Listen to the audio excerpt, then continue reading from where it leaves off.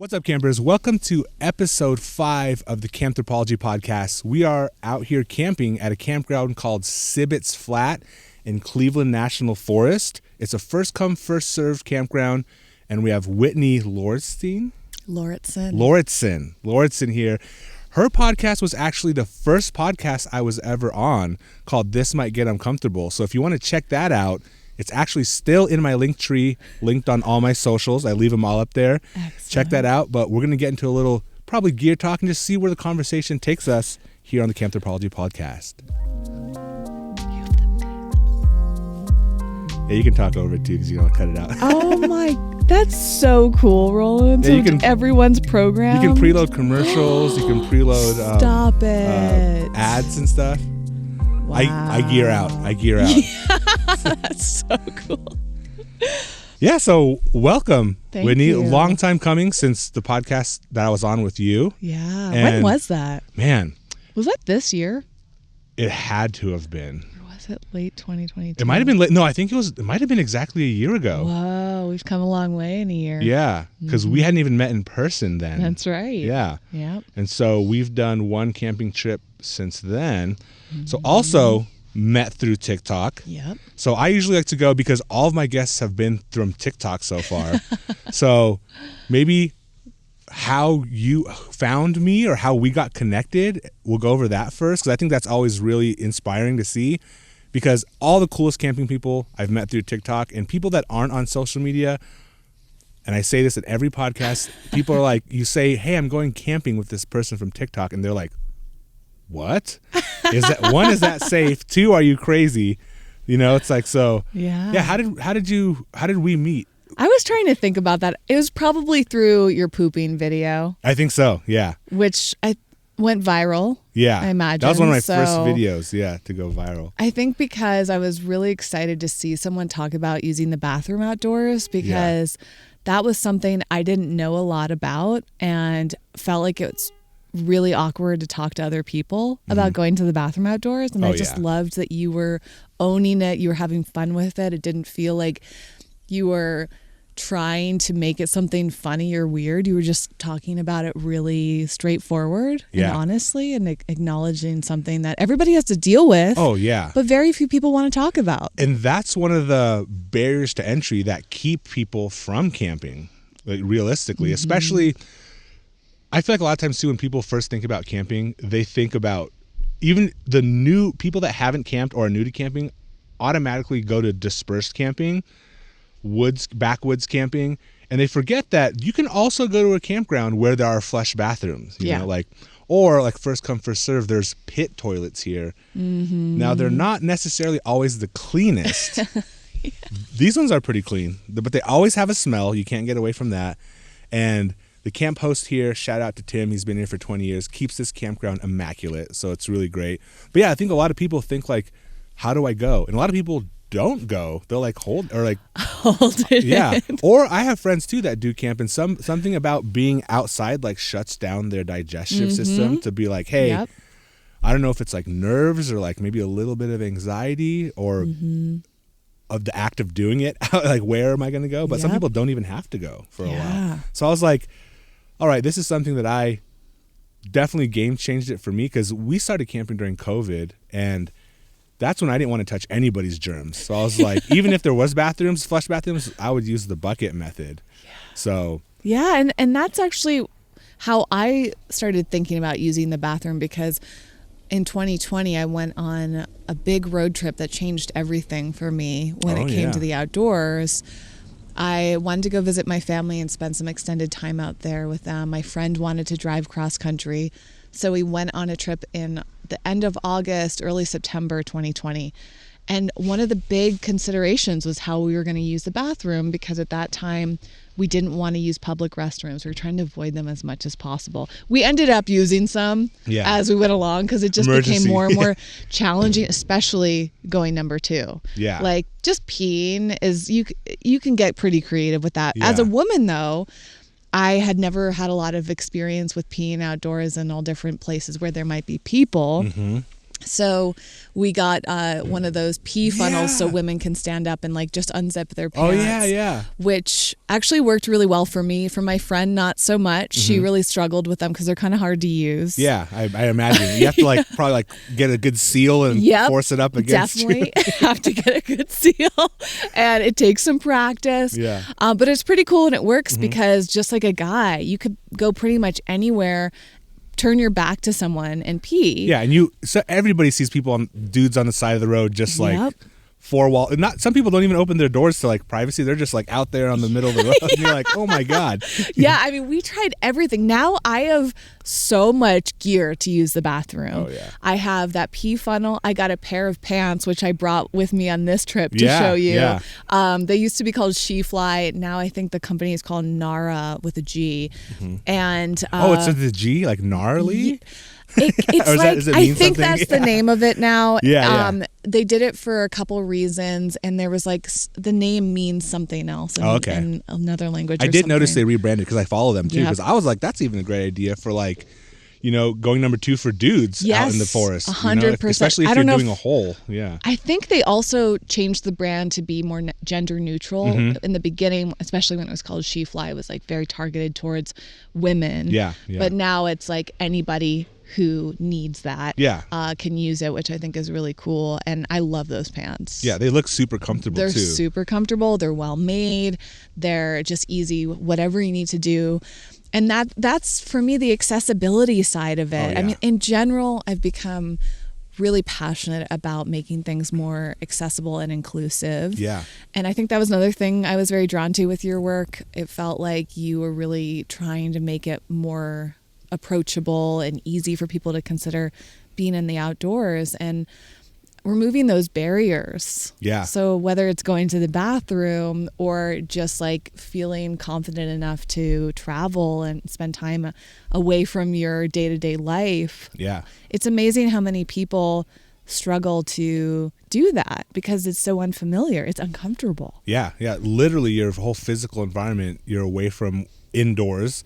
So one's, safety, light, doing our bodily functions outdoors, cleanliness, showering, all that stuff is completely new. It's really intimidating too, especially for campers that are new that, don't have gear or don't have a method because you don't necessarily need gear, but it makes it a lot more comfortable and fun. Yeah, and fun. Yeah, and fun. Yeah, we definitely gear out. And I was going to ask you because you also have that toilet seat. Yes, thing, right? the Carlu. The Carlu, which is so great. Oh my gosh, I wish I had that in 2020. Yeah, because I mean, I could get into so many details about that product and how helpful it's been for me. Because basically it's designed by a woman and I think she's in the Bay Area. Really nice person. It's a small business, female owned. And she noticed that women, not just when it comes to travel and recreation outdoors, but just day-to-day life.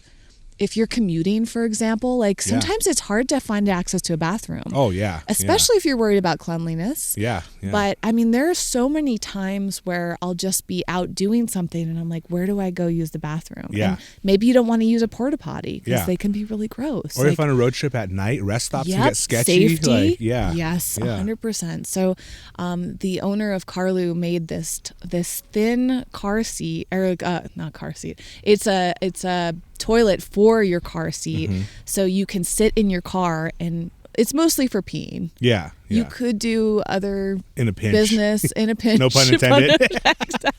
I tried that once, and that was very challenging because it's so shallow. Yeah. So, you have to have a whole strategy for that. Yeah. Not great, but for peeing, it works flawlessly. Yeah. And I was just like, this is such a brilliant tool. And then what was challenging, I would love to talk about this with you too, is I was like, okay, now I have a method for going to the bathroom, but where do I dump it? So how do you figure out those rules in the leave no trace world when it comes to human fluids? So I follow quite a few van lifers that have some sort of method like that. And what they do, I think one of them for sure that I've seen, I was like, wow, the first time I saw it was through Navad. He lives in his van and he's traveled through like all the states too.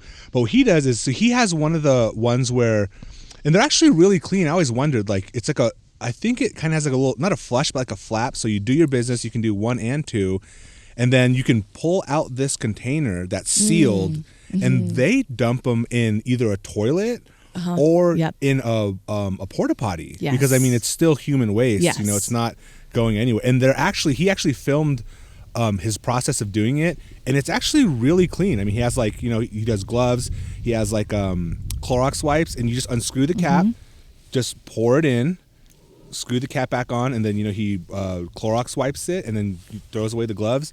So I think that's what most people do. At first I thought, like, do you have to use dump stations for even, you know, a little bit? And then, I mean, technically too, so like with the luggable loose system that I use, you could probably put some of that powdered stuff in there. That's what I do. Yep. Or line it with a bag first. Yep. And then I asked my local trash hauler, and then I didn't really think about it, but they're like, yeah, totally. It's basically like people throw diapers in the trash. Yep. It's the same thing. You know? Dog waste. Yeah, or dog waste. Yeah, just obviously don't bury it or throw it, you know. I was camping one time, and I saw someone going to a pit toilet. Okay. And I'm almost positive you should never throw trash in pit toilets. And I saw them walking. It was kind of like we are here. There's a pit toilet and there's a trash can. And I was far away, and I saw them come out of their pop-up tent, their poop tent. And I was like, okay, hopefully they went into the pit toilet, and I'm pretty sure they threw it down there. Oh, no. And I was like, no, the trash can's right there. But they were so far, like I was going to be like, oh my God, they just threw that in the pit toilet. And that is such a pain in the butt to clean out. Yeah, like literally, yeah. But that should be the name of this episode. Pain in the butt. Pain in the butt camping. Yeah. Yeah, you know, but at the same time, a lot of people are just ignorant. Yeah, I didn't know that much about Leave No Trace. Yeah. I had to really be intentional, take classes, look it up. I still don't know the whole Leave No Trace principles off the top of my head. Like, I think I know everything, but I'm sure I make mistakes. Oh, me too. I have to constantly remind myself too, because when we're camping, like car camping, it's pretty straightforward, you know. But when you're backpacking, there's also like you're not supposed to, you know, one of the ones is you're not supposed to create a campsite where there's not already a cleared area. Right. You know, those kind of things, not going off trail, things like that. So like every time if I go on a backpacking trip or hiking, I always like reread them, because I feel like I have the car set up pretty dialed, you know, leave everything, put out your fire, take everything, don't put your coals outside of the fire pit. You know, it kind of goes beyond just trash, making sure that everything, there's no food, scraps, you know, coffee grounds. A lot of times people will just toss like that. So that's why we take ours and put them in the trash. But another pro tip along the pooping thing that I started doing this year, if you are dispersed camping or you're using the poop bucket method, put your coffee grounds in with that poop bag where all your waste is, and it literally cuts the smell almost in half. Yeah, because out of all the systems, there is always a little bit of smell, but if you put the used coffee grounds into that bag, way less. Wow. Way less. We should talk about coffee too. So we should go from poop to coffee. We probably should have gone the other way around. Usually it's the other way around, how it naturally happens. Yeah. But we're both really into coffee, Garrett. And today we had 3 different coffee setups going. And that has become a big joy over time. I was sharing before I got here, like all the stuff I was bringing to show Rolland. Yeah. I was like, I can't wait to show you this tool and that tool. And it's still a little bit cumbersome, especially because the grounds like that. I have to figure out more of a flow for the used grounds. Yeah, because like it can be quite messy, and so every time I make coffee on the go, I try to think of like another way to do it. But for me, it was, first of all, like, okay, are you going to do instant coffee? Which is the easiest. Never. But I was telling Rolland, I tried this new brand of instant coffee called Beanies that I'm very impressed with. Yeah. It does make quite a good cup. And they have all these different flavors. Maybe the flavors help mask the instant coffee taste. It could be, yeah. So that probably helps out a lot. And I'd give it a try, because I feel like just like with everything outdoors, or just in general, it's probably come a long way since the last time I tried. I think it was like Folgers instant, you know, and there's so many craft artisan companies, small businesses out there that are perfecting these little niche ways of brew or, you know, cooking or any outdoor things. I'd give it a try. It's all about your preference. True. And it's like that's really fast and easy. Whereas the method that I brought on this camping trip that we're at right now, it was like so involved. So I brought a canister that seals with my beans in it, and they're whole beans. I brought this little grinder. Yep, airtight. Very passionate about that. Especially when they're like new high quality beans, which is what I brought. They're not like the cheap stuff. I got like this new heirloom organic coffee. Yeah, it was that good. I want to try. It's really good. I couldn't sleep last night. That late afternoon cup I had. It was also like a dark roast, and we had it pretty late in the day. But I have like a little grinder, a manual grinder. Sometimes I'll bring a electric one and plug it into my Jackery. I was going to ask you, is your electric one a burr grinder? No. It's blade. It's just like a cheap $20, maybe $10 coffee grinder, which works great actually for... I like to do cold brew coffee on a lot of my trips. Have you tried cold brew with the AeroPress? I haven't. I think you were telling me about this. So I've used to make my gallon batches of cold brew just for camping too, or just even in the morning because it's really easy. And what I did was I did the whole method of like burr grinder, large grounds, soak it for 24 hours in it's like cheesecloth. And then I would double strain it because I like when my cold brew is like, you can, if you put it in a glass and you hold it up to the sun, it's clear. I don't like to see the soot in it, the particulate. Some people like that.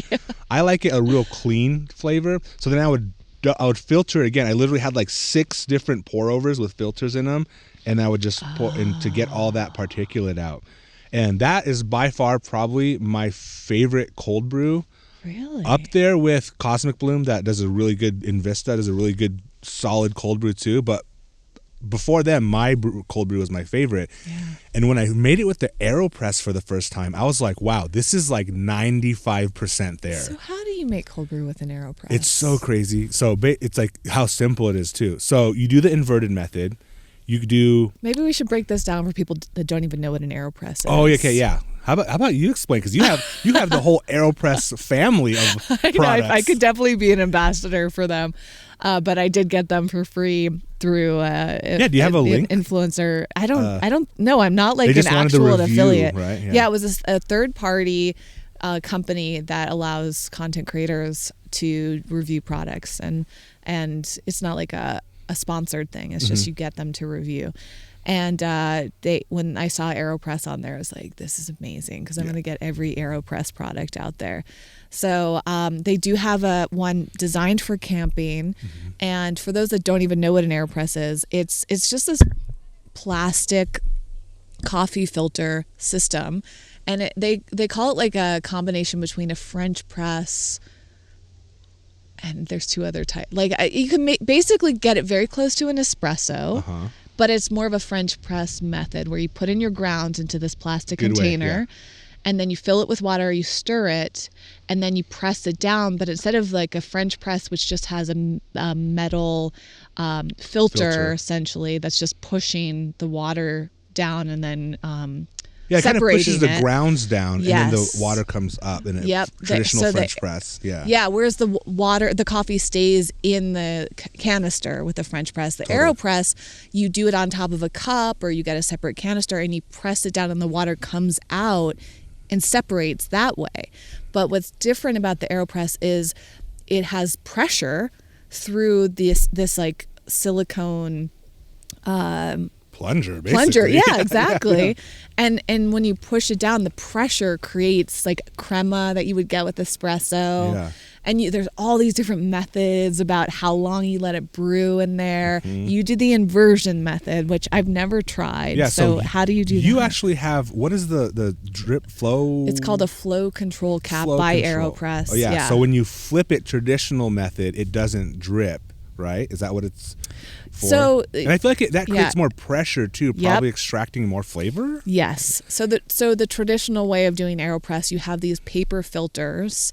And when you put your coffee in, depending on how ground it is, so there's different grind sizes. If it's really coarsely ground, the water just like drips through it, and it's almost like a traditional. What's the terminology for a drip coffee? I guess. A pour over. Yeah, pour over. So you can kind of get that. But if you grind your coffee really fine, it'll filter through really slowly. However, you don't get a super rich flavor.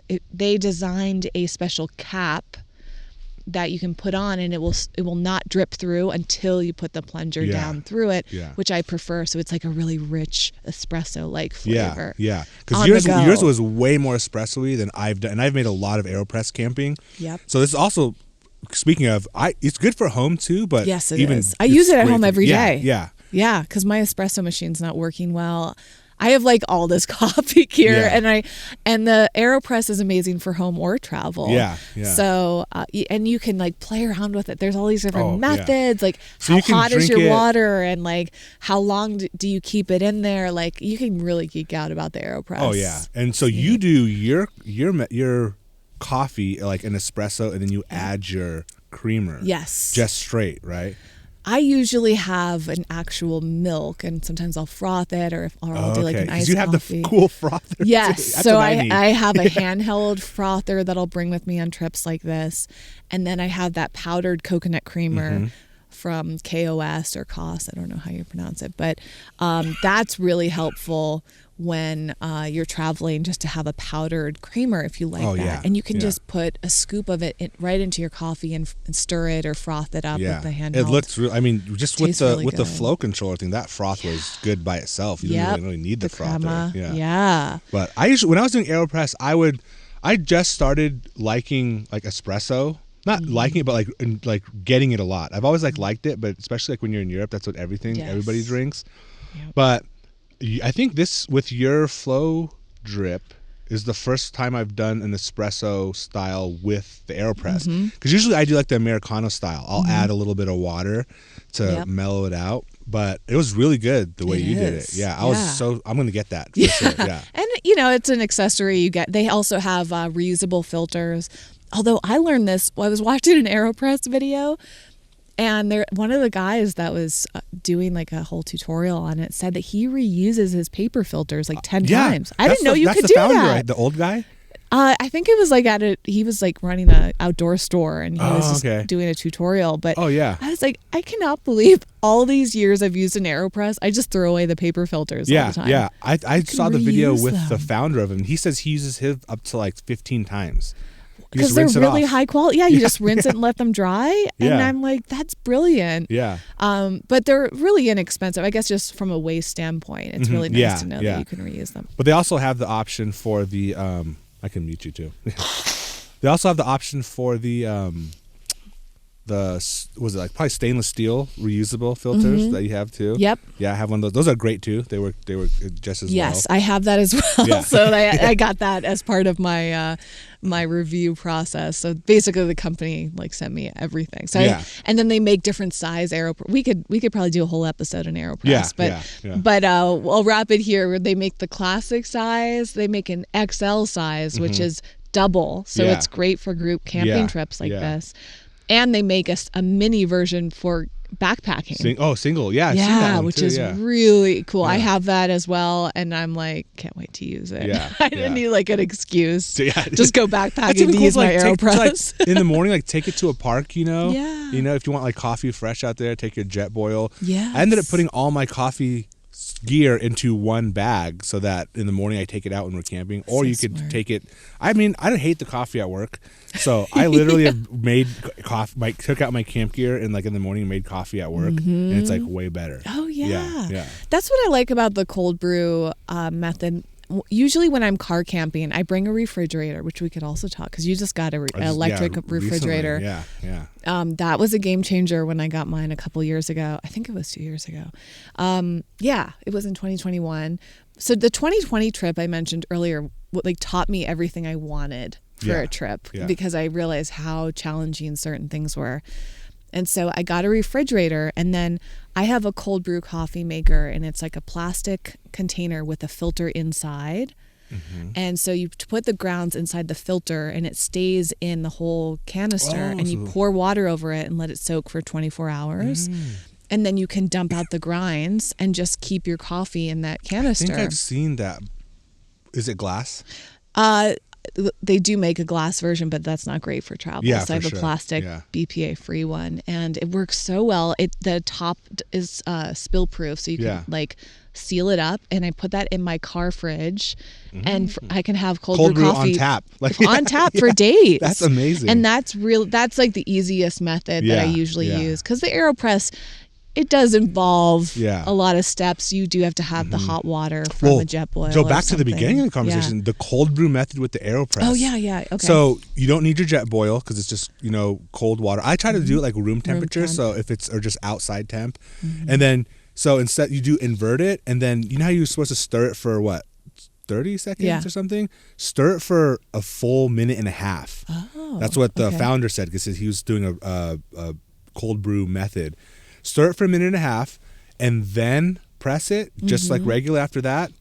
It's so crazy how good it is. Wow, we might have to try that today. Yeah, you would think because there's no heat, it wouldn't extract all of the flavor, but it's like just it's in so a good. minute and a half you make cold brew? Keep stirring it for a minute. That's why I was my mind was blown. I was like, wow, this is, like I said, 90 to 95% there of like my favorite cold brew from 24-hour steep in there. That's impressive. And it's and then I just drink it straight like that. You can add a little bit of water, but I just do like a full AeroPress load in it, and then it's like, we'll try it today. Maybe before we pack up and go. Not a maybe. We're definitely doing that. We should do this on camera. But part of this conversation is also a good tip for saving money.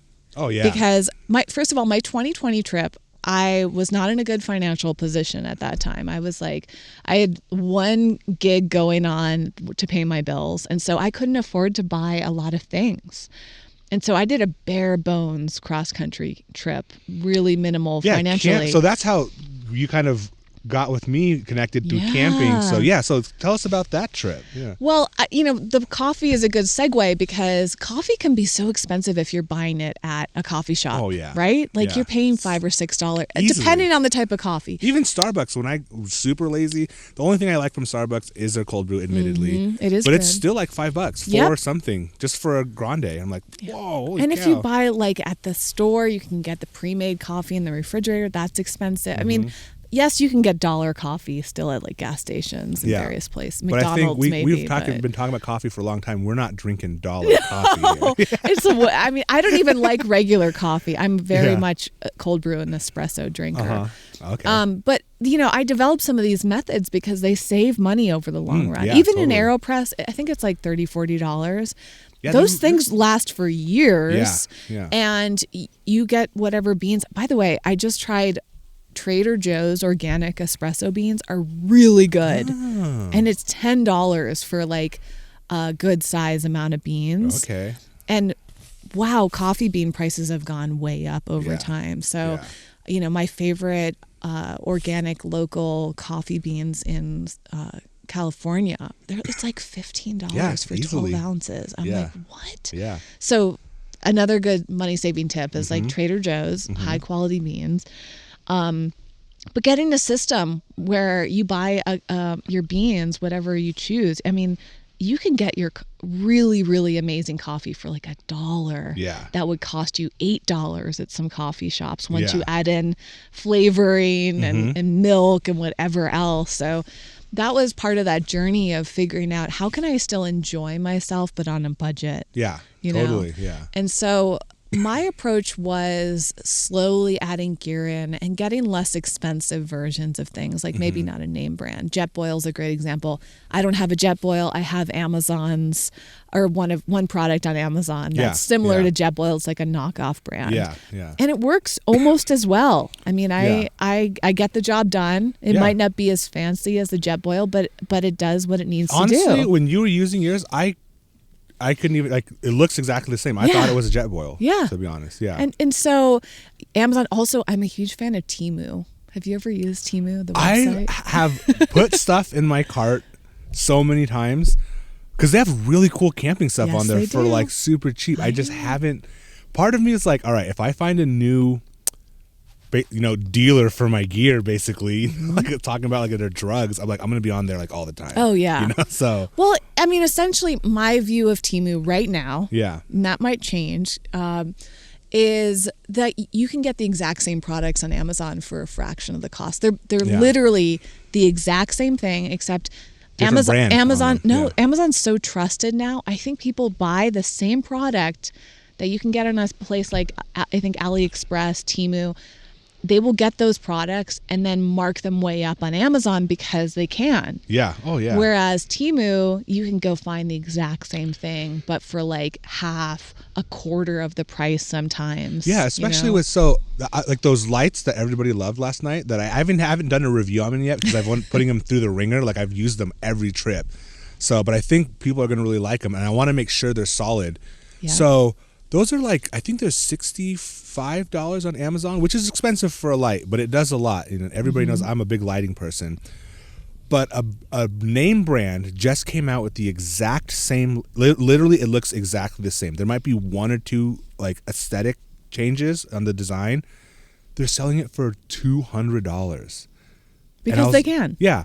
And I bet you there's not like a bunch of, wherever it's made, there's not like a bunch of different places that have the same one. It's probably sourced from all the same place. They just put their brand on it and then upcharge, like literally more than 100% upcharge on it. Yeah.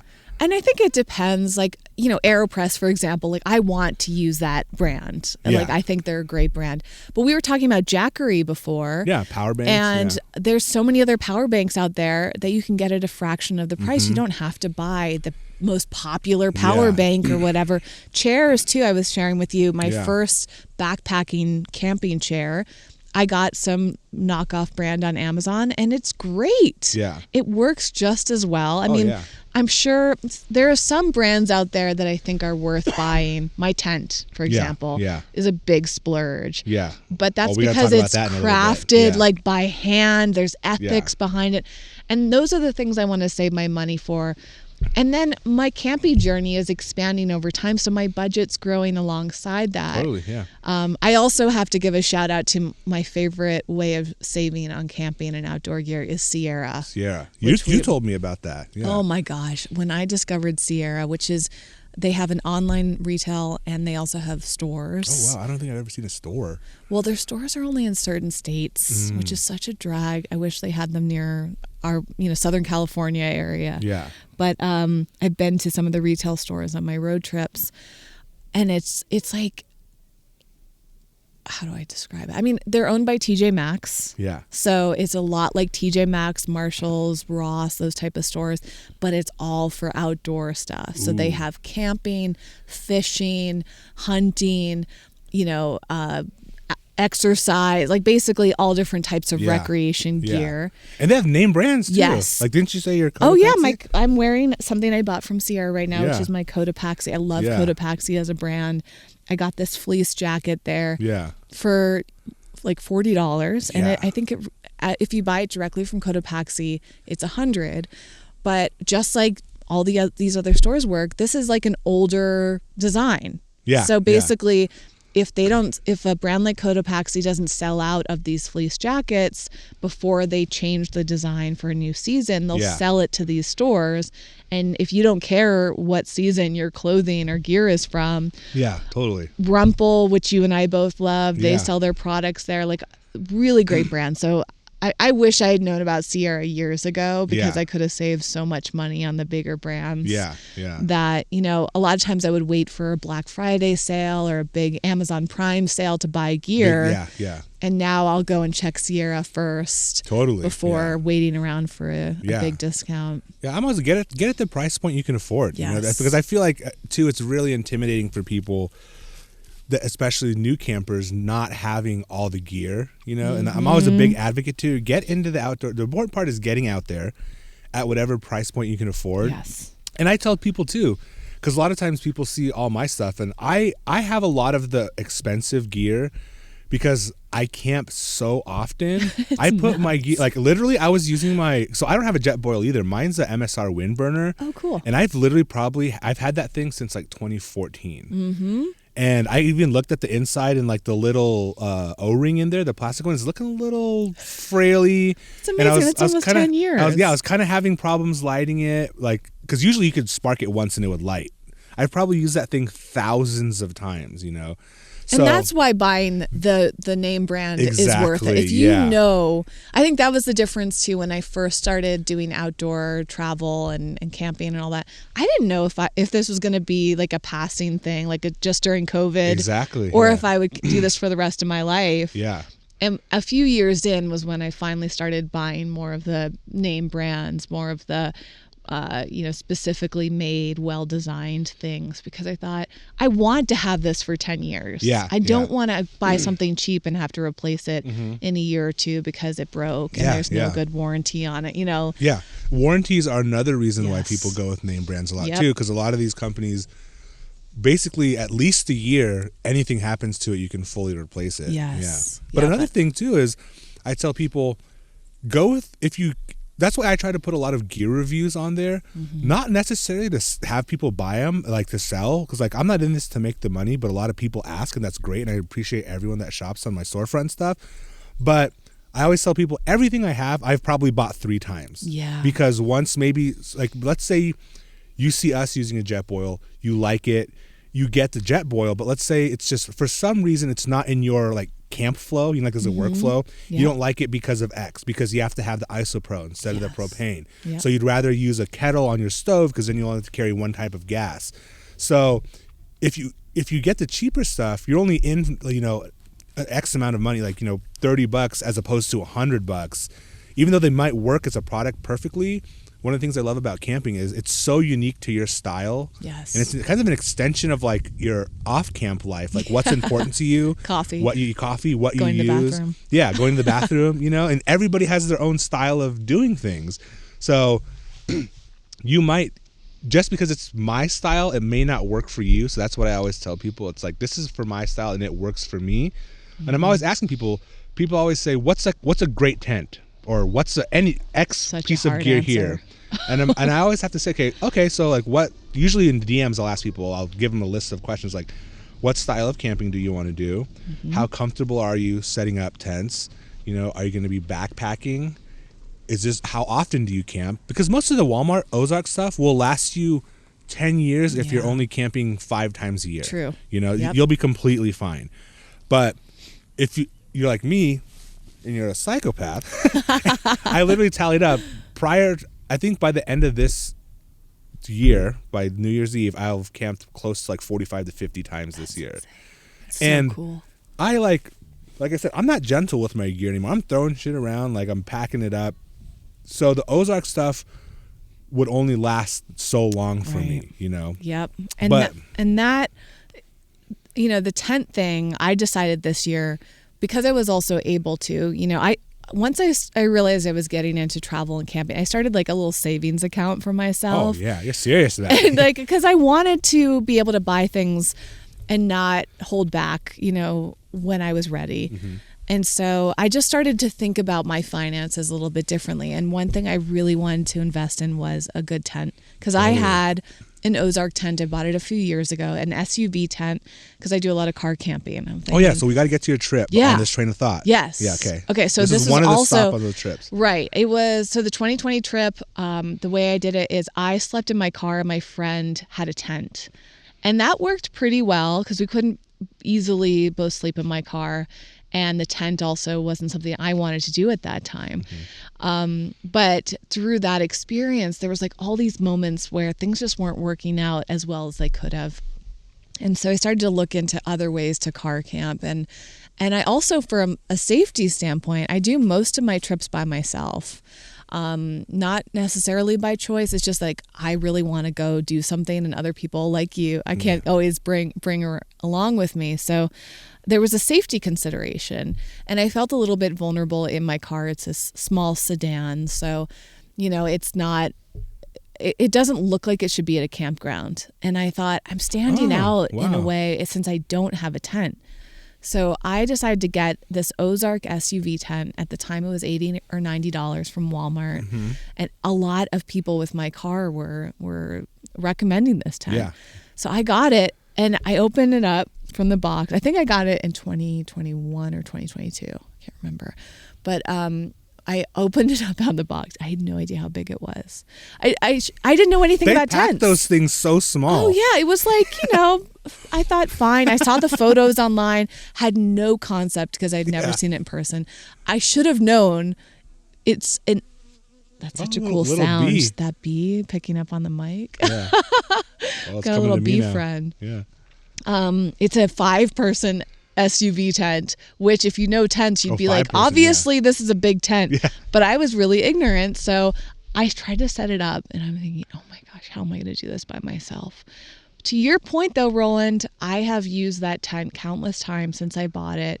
And I probably could count maybe like 20 to 30 times. So I guess not that many. Yeah. But not only has it held up well for an $80 or $90 tent, but I figured out how to set it up by myself. Yeah, you this get giant your own tent. system. Yes. Yeah, especially solo. Yeah. And so it's been great. Like I've done all sorts of fun things with it. My family has used it. I've set it up at my parents' backyard and put like a giant air mattress in it. And you can like create a whole glamping experience with it.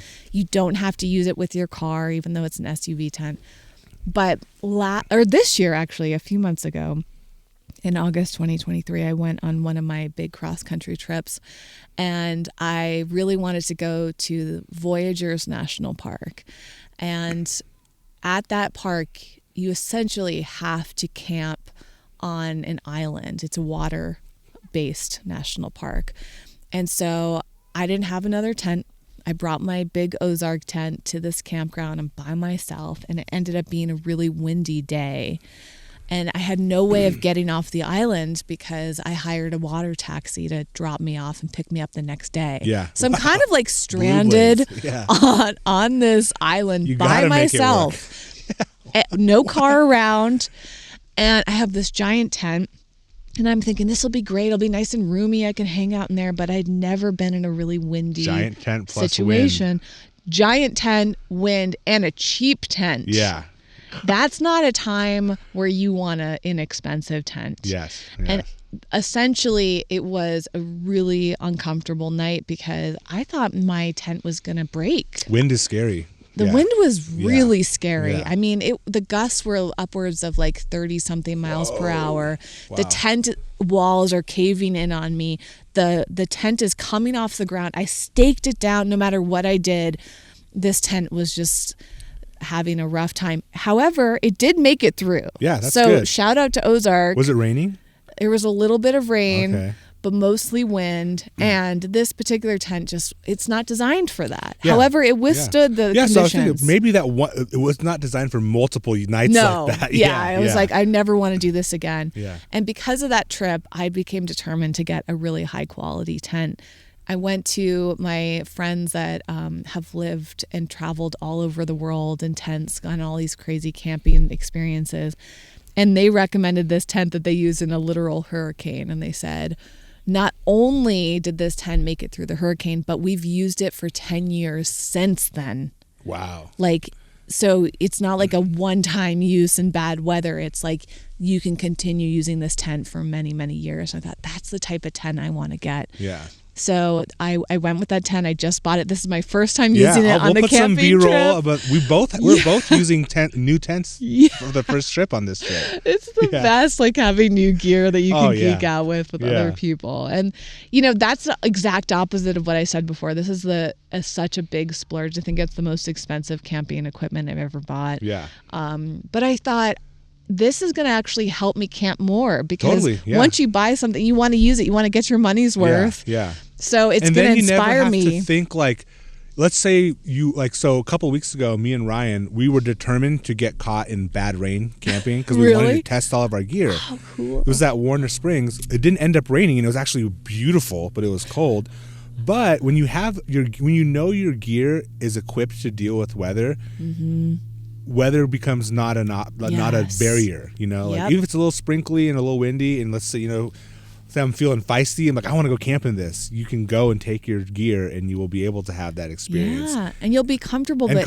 You'll also survive. I mean, this is a big factor too of recognizing, if the weather can change on a dime. Oh, yeah. I mean, nature is dangerous. Heck yeah. And you not only need to be educated, but you also have to be prepared. For sure. And I think a lot of people that get injured or maybe lose their lives, they're just either ignorant, they're not prepared, or they have really bad luck. Yeah. You know, it could be luck too. I mean, some people, there's expert people that still either lose their lives or get into really sketchy situations because overall it's nature, you know, because it's so funny. Like this, I'll label this as maybe like a philosophy of camping episode too. It's like what it boils down to is control. You're trying to control your environment, control your processes, control your sleeping system. That's what the gear is for when you're in an uncontrolled, unregulated environment, especially with temperature, because almost everything we do has to do with weather, you know, temperature. Even like the jet boil is at high elevations, certain fuels don't work as good.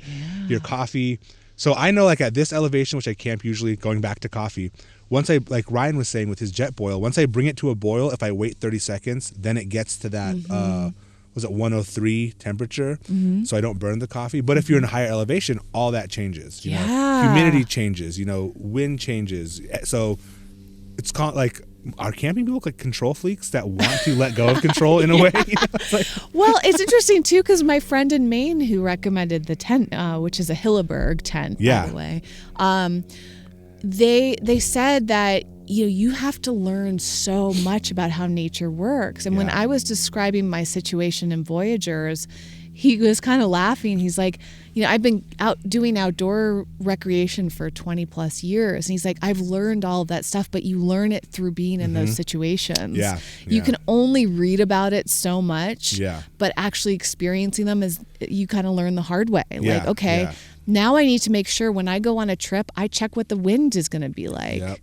He said that's what he has, like a whole checklist in his brain of like, okay, I'm going to check to see what not just the weather is going to be like, but what direction is the wind going to be coming from? How windy is it going to be? He can also tell from the wind, like all these other factors. I mean, like it's like all these calculations in his head, but sometimes he still isn't able to predict it. We went kayaking, which is one of his specialties. His name is Eli. He actually runs a really cool kayak tour business out in Maine, out near Freeport, Maine. And his company's called like Wicked something, like Wicked Fun or Wicked Good, or I can give you the link because he's so knowledgeable. But when we went camping, especially with kayaking on the water, you got to know the wind. But he said, he has to go there and be prepared for it to change and not be what he's expected. And so he always has like multiple plans in his head of what to do in these different type of situations and the gear that you might need. And like, I mean, that man's dedicated. It's his passion and his line of business. So that's a whole different way of approaching things too. When I ask him for gear recommendations, he's not going to tell me the cheap stuff. He's going to be like, well, tried and true. This is the stuff that will really withstand a lot of bad conditions, but you'll feel prepared and safe. And so do you want that peace of mind? Or are you willing to risk it? Because it's peace of, like, feeling safe and protected too. So you came out last night, right? We were here for 2 nights before that. And luckily, by the time you guys got here, the wind had died. The first 2 nights were so wind, like huge gusts. And I have this new Gazelle tent, which is a big tent, and it's a pop-up hub tent. So if anybody knows Gazelle, for people that don't know, hub tents basically have a pop-up system where you pull out the walls and they pop out. And it's super easy to set up. But in wind, just as they can pop out, they can also pop in. Oh, no. So when we got here, it wasn't windy at all. And I was like, I don't know if I'm going to use the guy lines to basically, so guy line is tying a point on your tent to the ground. So if it's windy, it'll be stable. I almost didn't do it. And then I ended up doing it because it's a new tent. So I wanted to properly guy it down and, have it good. And I'm so glad I did, because in the middle of the night, the walls were solid. I woke up once or twice. Shelby was in there. She was up like all night, I think, because I like. And Shelby, for people who don't know, is my girlfriend. We were laughing about it. I was like, how many people know who Shelby is? The diehards know in the community. But I think that because I spent so much time researching this tent and watching YouTube videos of it surviving high wind, I slept well. And because I knew I guyed them down properly, I had the proper tent stakes. It was loud enough to wake me up, and I woke up and I kind of like looked at the walls and I was like, they're fine. And I just went back to sleep, you know, and I just slept through like crazy wind gusts the entire night, slept way better, as opposed to like, you know, no fault of Shelby's, but not doing all the research that I did for the tent. She's just kind of like, she's over there laughing. She's just kind of like along for the ride, you know? She's like, but if you don't know. Yeah, if you don't know, it's like. Which I didn't know just a few months ago. Yeah. I didn't know what a tent would be like in bad wind because I just had lucked out, I guess, on all my other trips. Yeah. Never experienced wind like that. And so, you know, sometimes you do need to learn the hard way, or sometimes you need to like research and see what should I keep in mind. And actually, I was excited when you told me about your windy night. I felt a little jealous because I really wanted to test out my tent. And then last night we did have some big gusts, not as big as I guess you had before, but similar to what you just said. It was amazing to be in a tent where I felt safe and secure. Nothing's gonna happen. And I woke up a few times and I was like, I'm good. The walls are steady. Yeah. I didn't even set up my guy line. Is it guy lines? Guy. I think it's GUY. Okay. I don't know why it's called guy lines. I probably would have called them guidelines. Maybe it's GUID. I don't know. Maybe it is. Is it guidelines or I don't know. We're going to have to look this up. I think it's guy, but I can see it being guide as well. We'll have to look it up. But so that's another thing too. People like, so properly not only guying all your guy points down, but also guying all the guys. Yeah, guy all the guys, but properly securing them with proper tent stakes too. Yes. So even on the video that I'm doing a walk around first time use for the Gazelle tent, I counted how many guy lines you could potentially use on that, and it's 20. Whoa. Yeah. So right now, it's a big tent. I have 5 guyed out. 20 tent stakes. Okay. To use every guy point, including the footprint one and stuff, so that aren't guyed out, but there's still stakes. But if you're going to be in high wind, you need to have each one of those guy points tied down, because I'm assuming, you know, the manufacturers of these tents put them in wind tunnels, and so they find the weak points, and that's where they attach a guy point.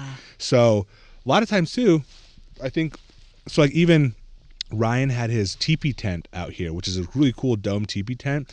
But the sand here is also where he had set up. The ground is so soft, it was pulling the tent stakes out. Yeah. And I didn't know what to do in that situation before. Again, that windy situation, I had to like figure shit out. Because I didn't know how to properly stake down. Like, you're supposed to do them on an angle, but like, which angle do you do? And yours are like a hybrid stake that has the scoop my for new sand. Stakes are, new ones. The Ozarks are like the cheap L-shaped metal. Those are the worst. You can't even hammer those because they're always like twisting and bending. They bend down, and I was like putting rocks on top of them, but the wind was so strong the rocks were falling. It was like a nightmare. Yeah. Now that you're saying something, one of the survival guys did a video that showed you how to guy stuff down. Let's say if the ground is like frozen solid, it's almost like, so you where the angle of the guy is, you put like a rock right here and then like wrap something, and then I'll have to look it up. But he was saying, he's like, yeah, if you're in a snowstorm and it's windy and it's solid ground and you can't, because a lot of times if you're backpacking too, you're not bringing a hammer, right? So unless you find like a really good rock, and then even if you have a good rock and it's solid frozen, you're not going to be able to, you know, guy it out, which you need the guy lines in high wind. There's different methods of doing it. But so Ryan's tent, in that soft sand, I was looking at it. He just had it set up because we were going to try it, and we were like, oh my God, is it going to fly away? It's going to fly away. Because it looked like everybody sent me. Have you seen that video? It's like I got a campground, and somebody literally like films like up in the sky, and there's a tent flying away. Like literally probably 75 feet in the air. A giant 10-person tent just filled with air, like a balloon.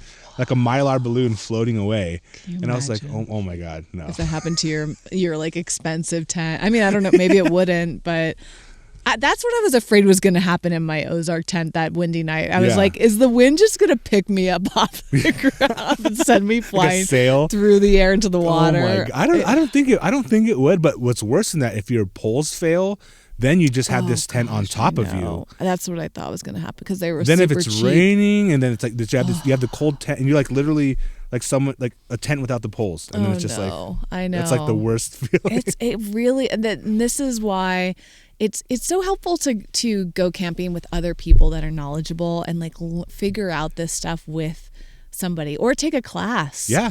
I've taken a few classes at REI. Actually, they have free classes. They have a free like beginner's guide to camping class that I took, which was really cool. I took a backpacking class. I took one to prepare to climb Mount Whitney, which I want to do at some point. And so like really you can find inexpensive or free ways to educate yourself. Of course, with what you're doing. I need to consolidate my playlists into like, I got to figure out a way. Or maybe do in-person classes. Yeah, or in-person classes, Right, like come learn from Rolland. Yeah, or I was thinking of doing like, because I also want to have like that content free, because I was thinking about doing a Patreon and having like a whole like slow down every single process in it. But that's the stuff that I want free to new campers, you know? Like I feel like once people feel like they're solid and able and willing to invest in like some of the higher tier camp stuff, that's what I'll probably do on the Patreon. But either way, I need to organize all my videos because I have so many on TikTok. Too. It's like I can't even remember all of them. You know, like, but yeah, just like I usually never use all the guidelines ever, almost. And like I'm so glad with the new tent. That's one thing. Doing a lot of research, everybody said use the guidelines because even in a relatively gusty day that's not crazy, the hub tents will push in. That's one of the downsides to them. When we pack up this tent, I'll show you how easily it packs up. Cool. Without the guidelines, you just push that hub in and boom, it like collapses. So is it considered a pop-up tent? I think so. Yeah, it's because like, those sound really great in theory, but they're so big and bulky. Does this pack? That's the downsides. I don't see the guideline thing as a downside because I understand it's part of the design, and for being that stable and that roomy, it's worth it to me. The two downsides that everybody says about these tents is it's heavy and it's huge. Yeah. So I think it's 5.5 feet tall. Wow. Wrapped up, almost like basically like the size of a pop-up canopy. Yep. A little bit bigger, probably just as heavy, honestly, but you get so much more use out of that tent, you know. So, and that's what you have to think about too. Are you car camping? Are you backpacking? Are you? Yeah. So this is not kayaking. I wouldn't even. This is probably the furthest I would set up the tent in like a car camping situation because it's pretty heavy, 20 feet or something. And this goes up on the roof rack because I haven't tried it, but I don't think I can fit it in the Outback with the rest of my stuff. So those are the two downsides. And then there's that element too. Like when I bought my car about 5.5 years ago. I had no idea I was going to do road trips and car camping in it. And now I'm like, wow, I might need to consider a different car at some point because I'm going to just outgrow it with all the gear. Yeah. Like, and having a rugged car with a roof rack and enough space inside, like, and there's so many considerations. This is an expensive, intense hobby. But I get it too. There are people like, well, you guys just have a bunch of crap you don't need. Yes, I completely understand that. But we're gear people. We like the crap, you know.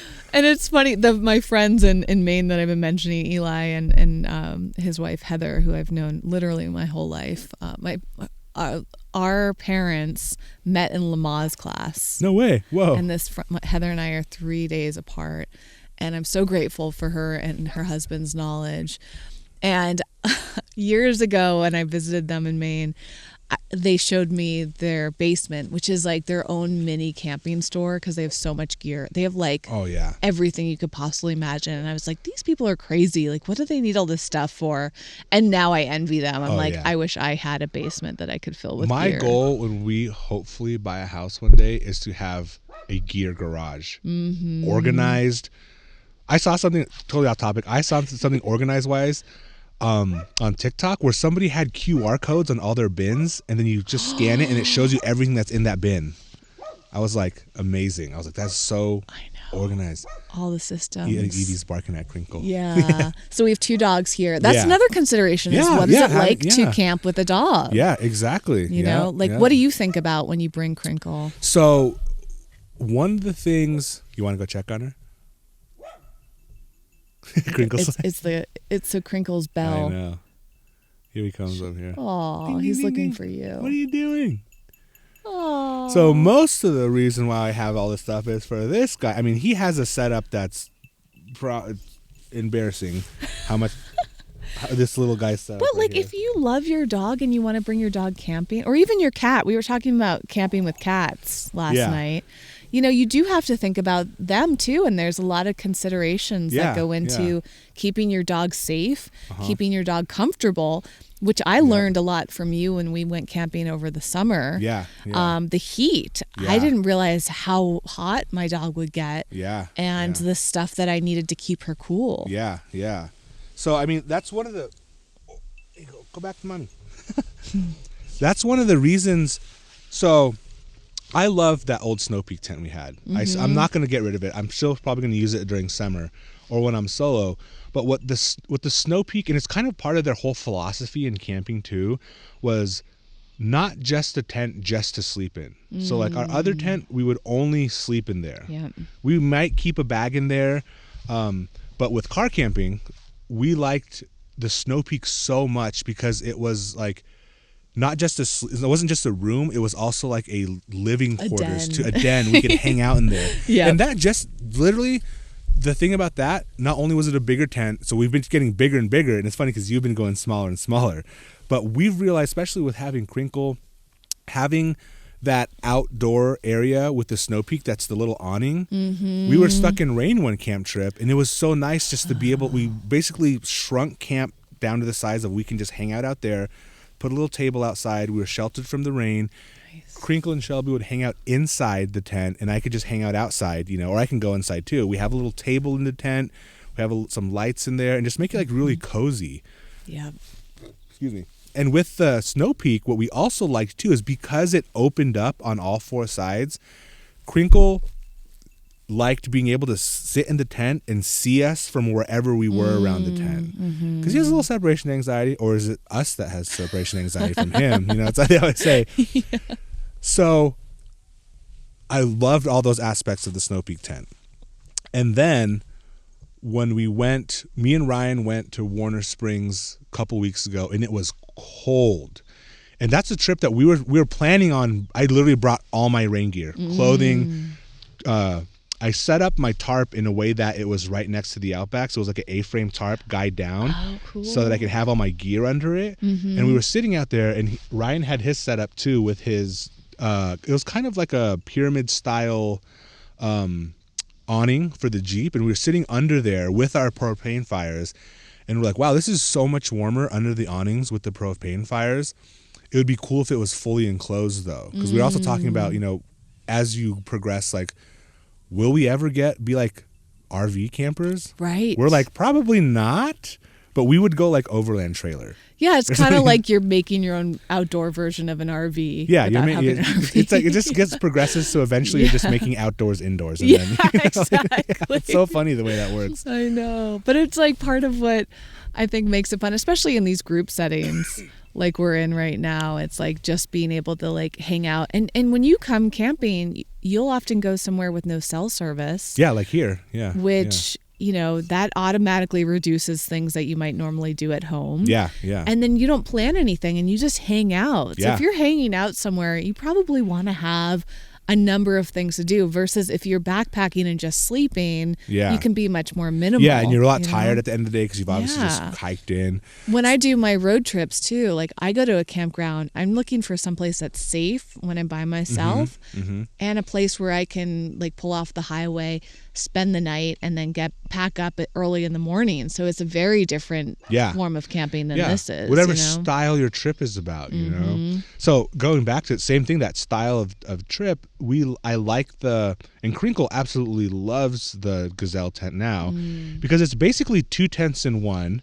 And the outside tent, one of the tents, you can unfold all of the rain coverings, and then it's a screened in room in there. So he likes it because he can sit in there and it's like his room, and then he can again see us. That tent is way warmer than I thought it was going to be also. Cool. And also I say I might go back to the Snow Peak, which I will. Don't get me wrong, I love the Snow Peak tent because it opened my mind up to a different style of what a tent can be. It was the gateway to going to the Gazelle, you know? So if it wasn't for that tent, I wouldn't have understood what a tent could be. So with that one too, I like in the summer, I could be, from bugs to keep the bugs out. We can hang out inside there. His bell temporarily? I wonder if that's what she's barking at. You could take Crinkle's bell off? Thank you. I'm guessing that's what she's barking Yeah, at. she probably hears it. In Evie's mind, the bell's like, ha ha ha. Yeah, exactly. It's like, I'm out here inside the tent and you're not. Yeah.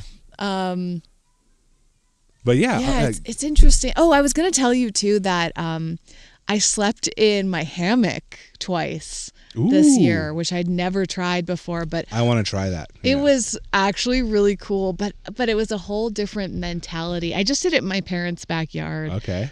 They live in Massachusetts and they have a big property. Mm-hmm. And so there's animals, we have coyotes all the time in the backyard. We have deer and, all sorts of little critters and stuff.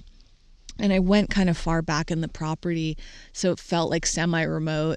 And I actually felt really vulnerable. And it was interesting mental exercise because, first of all, I was thinking, gosh, like you're just in a hammock. In the backyard. Yeah. And it's like a very different experience than being in a tent. Yeah. And so I had to deal with like the mental process that you go through. And I guess when you're sleeping, you're the slight anxiety. Yeah, I totally get that. You just feel exposed. Yeah. Even though the hammock that I have, which I also got, like it's just some knockoff brand on Amazon.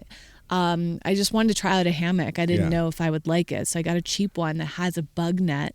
And I first used it when we went on that camping trip in the Sierras, which having a bug net is a game changer. Yes. On that trip, the bugs were bad. Sure. Yeah. And that was a whole other topic we could get into is like, how do you deal with bugs? Yeah. Luckily, where we're at right now, there's no bugs. And the time of year. So nice. There is bugs here when it's like bug season. Okay. Yeah, during spring, summer. You have to be mindful. Because there's a creek right there too, so all the mosquitoes come up. Oh man, I mean, just having the right bug spray, the clothing, also having an enclosed area to hang out in. Yeah. But anyways, I had this hammock with a bug net, and it's really secure. Like it was like a $30 hammock, and this thing can hold hundreds of pounds. Yeah. And I took my mattress. I have an Exped thick air mattress, which is awesome. That's what I've heard. And that thing fits inside the hammock. Yes. So I put that in there with my sleeping bag and just zipped up the bug net and slept in there in the summer. It was so cool. Yeah. Like it was a really nice experience once I got over all the like mental fears of like a coyote coming and sniffing around. Yeah. Because that's freaky. Oh yeah. Well, to your point, I always say I'm a big advocate, especially for new campers. Or if you're camping with your family or you're trying a different method and you've never camped before, try it in your backyard first. Yes. Because you will feel like you felt in the hammock, but in the tent. Oh, yeah. It's a vulnerable feeling of just, even when you're with other people. Oh, yeah. There's still something about like being in a tent that makes you feel a little Oh, yeah. You can hear exposed. things. You'd be surprised like when you're, I don't know if it's being on the ground, but when you're standing up, even if your neighbor campers are kind of far, they sound far. But once you go to sleep and you're on the ground, it sounds like they're in your campsite sometimes. Oh, yeah. In fact, I don't know if you can cut this out of your podcast if it's not appropriate. No. But a few months ago, I went camping in Tennessee with some family members. And we were at a campground kind of like this, where the you could see the other campers at the other site. Yeah. And they were just like silent. We saw them walking around, like didn't think much of it. We fall asleep. I'm in my tent. My cousin who I was camping with was in his tent, not too far from mine. Yeah. And it's kind of cool when you're like two tents that are maybe like 10 feet away. You can talk to each other. Oh, yeah. You can hear each other.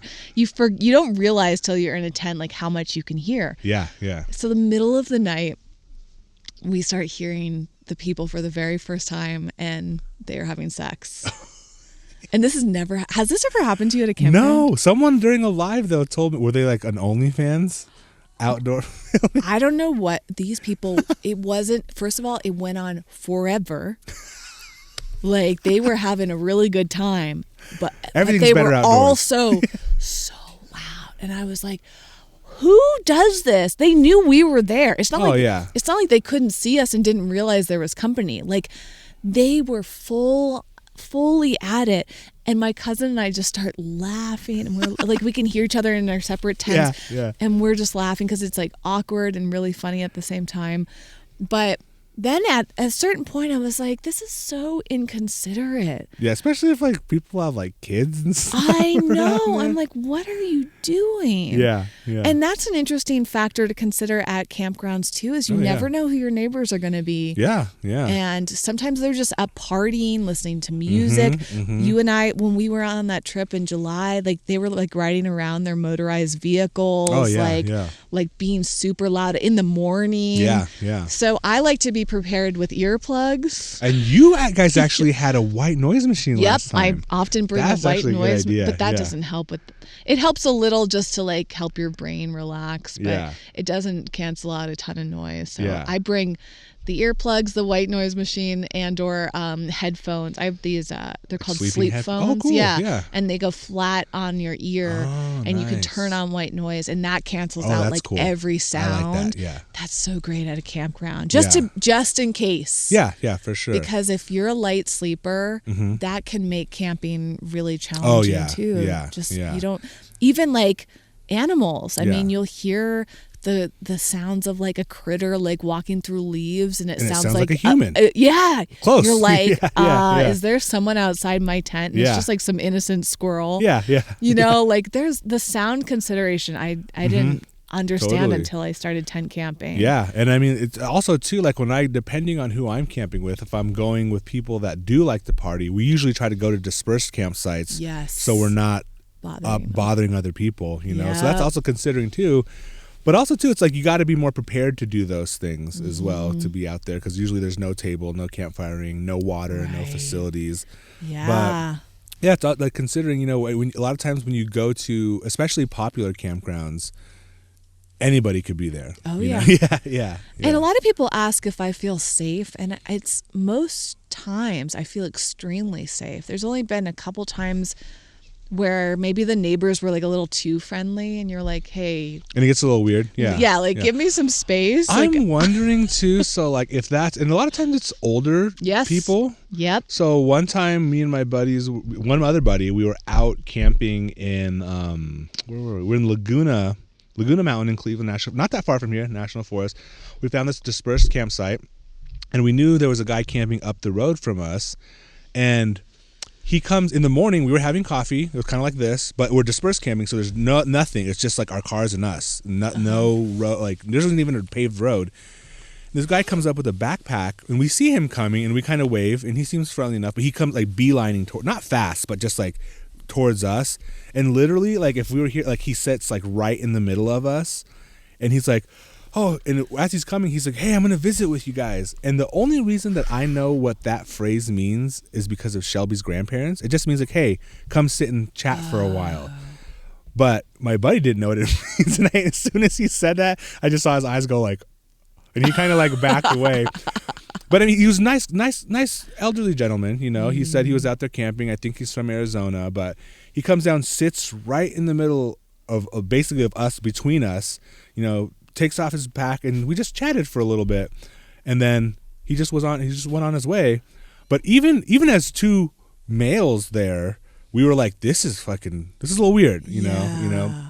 And it could be a cultural thing, you know. If he's from like, you know, different parts of backcountry, maybe that's part of camping culture too. So I admit that maybe I'm ignorant to, like I said, I camp mostly in California. Maybe in other parts of the state when you're camping, it's more like maybe camaraderie based, you know, like, so we weren't freaked out, but we were definitely weirded out. just because like it's almost like he knew he was going to do that. Like he was like, all right, tomorrow I'm going to go up and talk to those guys, you know, because you know how usually like when I do it too sometimes. Like the other day I camped and I saw someone with a white Outback and a Snow Peak tent, same setup that I had. So you kind of walk up and you kind of keep your distance, you know, and you say, oh, hey, how's it going? Notice your tent, you know, and you kind of talk from, like what I did the other day when those hikers were there. You kind of talk from a distance, and you notice people slowly start coming together. together, and then like they'll shake hands. This Yeah. guy just straight like Didn't even give you a chance. flinch, and I was like, whoa, like, look at that confidence. Because also I'm like, you don't know who we are as well, you know. Exactly. But maybe it's just,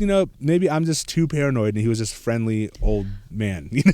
I know, But I don't know. That's an interesting thing I'm still trying to work out. On that 2020 trip with my friend, we went to this amazing campground in Arizona on the border. It was near Page.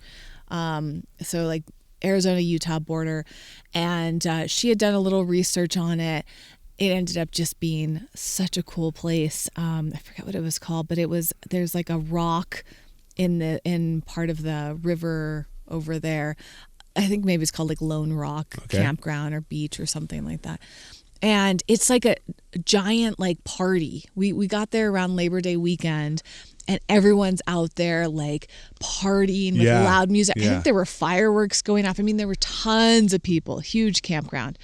Fireworks? Yeah. That's not good. Yeah, I know. I think so. Maybe they're like little like poppers, whatever those things are called. And people were like on their what are they called? OTVs? ATVs. Like but side by side. ATVs, and then there's another terminology for those recreational vehicles.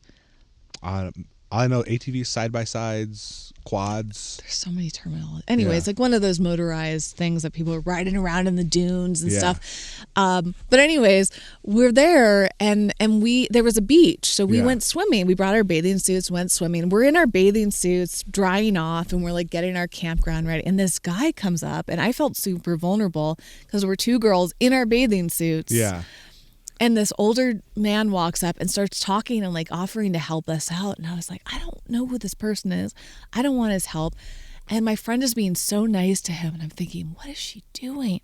He finally leaves, and she's like, don't worry about him. She's like, he's just like a Midwestern guy. I've met plenty of them. Like, he's harmless. And it was like a cultural thing. Yeah, totally. Yeah. In my head, his actions like felt really alarming, but she's from the Midwest. And so she's like used to that type of conversation, that type of person. And it just was an opportunity to realize, like, sometimes it's very context, and sometimes it's an experience thing. And you have to tune into yourself to really like try to figure out what works best for you. Because they might be harmless, but that doesn't mean you're going to be comfortable around them. Yeah, yeah. Like if your, intuition is going off, like, you should really listen to that. Oh, yeah. Even if they're not going to do anything. Yeah. It's like the opposite of that. Have you ever told the story of your Australia story? I have not. Well, yeah, if you ever share that's basically a lesson in, being mindful of who you trust. Yeah. Especially when you're alone. That's definitely, I feel like we could end with that story. Yeah. Are you going to tell it? I can, yeah. It's not really a camping story. But I think it's an outdoor, like, situational awareness story that I think would be a good lesson, because that could have happened like anywhere. And honestly, I really empathize with people, especially women, because I understood my privilege of being a man. Like, I was totally unassuming. He seemed like he was a normal dude. Like, I was like, I can trust this guy, like, he's fine. But it definitely ended up not being that, So I guess I should tell the story now. The PG version? Yeah, the PG. Is this an R-rated podcast? I put explicit on everything just because, Great. once in a while I'll throw a curse words out there, But I feel like it's all in good taste. It's not just, So, okay, so this is tying this into outdoor awareness and being, so like when you're out camping too, like a lot of times you're dispersed camping, and I was wondering if it's like this in California. When you're dispersed camping in national forests or wherever, BLM land, your campsite, not the campground, but a lot of times your campsite is considered a temporary residence. So for me, especially going out to places alone or going deep in the Sierra where, like, I eventually want to solo camp out there, and everybody that showed me out there, they're like, hey, you need to carry with you when you're out there. So a lot of times too, it depends on the recreation that you're doing. Like, there's some crazy loopholes where, like, if you're fishing, you're allowed to carry a rifle, and even in some urban areas, it's how the laws are written. It's really weird. I'm almost positive. But for sure, it's considered a temporary residence, so you could, like, open carry at a campsite, but you're also responsible for anything that happens within that campsite. So there's a lot of, responsibility that comes along with it. But in that sense of train of thought, it's like when someone comes right into your campsite, You know, it is public land, obviously, but it's just weird having someone encroach on your personal bubble. So, especially when you're, you know, you don't really understand what's going on. And sometimes too, they may seem completely friendly, or it could not go. So the story is, I guess we'll close out with this. Yeah. By the way, this was told to us around the campfire last night, so it was kind of cool to witness. Yeah. So, you know, set up a little fire, pull up a chair. This is okay. So this is the story of how I almost got taken into the sex trade ring. So this is such a good clip. clip for you know, at the beginning of your show. Why you should listen all the way to the end is for this story. So back, I think it was 2010. So this is quite a while ago. I backpacked with two friends.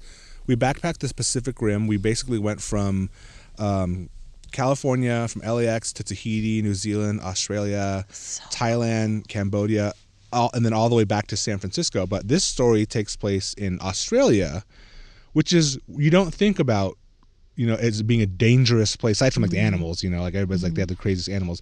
So I had a working visa, so we were at a beach called St. Kilda Beach, which was like an hour ride from the rail from when we were couch surfing with these, you know, people. Couch surfing was a great tool we used all the time. So we were staying with strangers too.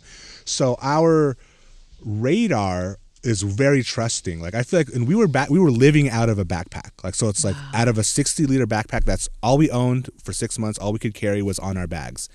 So you become very like trusting. And I don't know, I feel like now looking back at it, I'm like, I can't believe my parents let me do that. Like, basically, you know, halfway across the world, living out of a bag, we were surviving off of trusting people. Wow. You know, yes, on couch surfing, you do get vetted through the website, through other people. Just use that couchsurfing.com or whatever. Yeah. Oh, cool. And we did that woofing too, worldwide opportunities for organic farmers. So we did that too. Nice. So it's like all these reciprocity. I know you get into this like traveling karmic, you know, like, oh, I'm a citizen of the world kind of like mentality or whatever. You know, you just realize that's the first time I've really been out of the States. So realizing how much of a bubble we live in here. And most people are so accommodating, so helpful. Anyways, back to the story. We're at this little restaurant that we went to I think it's called Lentil Is Anything. It was like a vegan spot that did like, again, in that whole like karmic thing too, you order and then you just pay whatever it's worth, and like they feed the homeless and stuff. So we go there and we go to this beach called St. Kilda, and we're watching like kite surfers. Beautiful. There was probably like 200 kite surfers, and it was like a cove beach or something.